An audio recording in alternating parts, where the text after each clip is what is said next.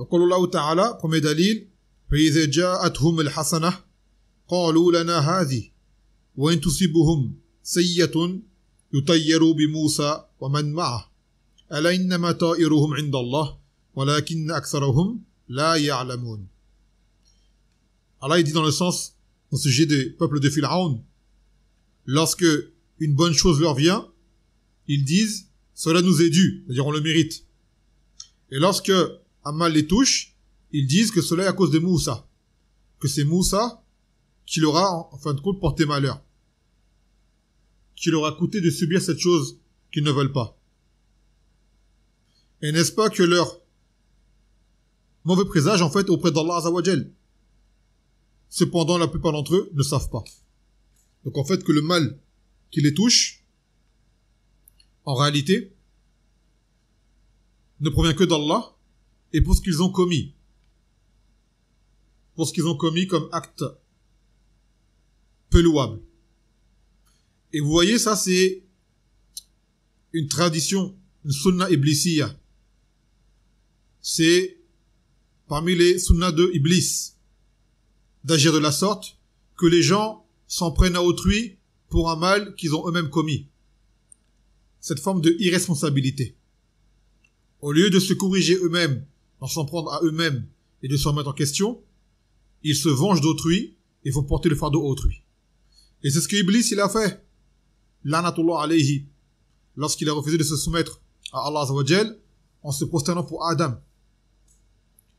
Il a dit فَبِمَا أَغْوَيْتَنِي لَأَقْعُدَنَّهُمْ صِرَاطِكَ الْمُسْتَقِيمِ.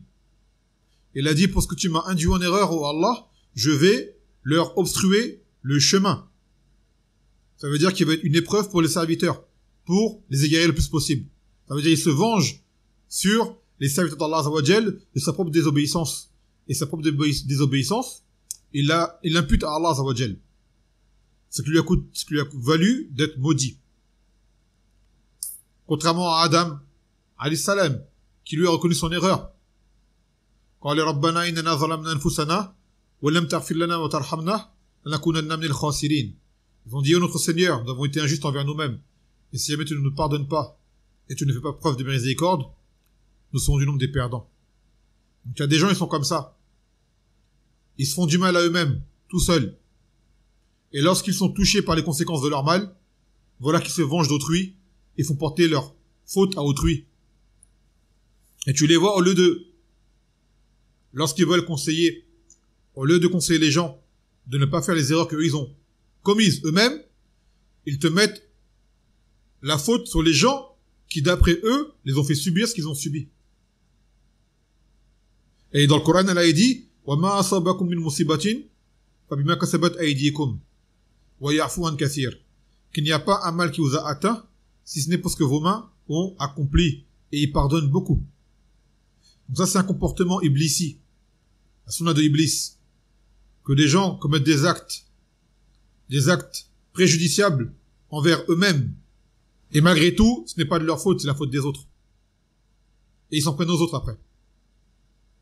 Vous savez, c'est l'exemple de personnes qui,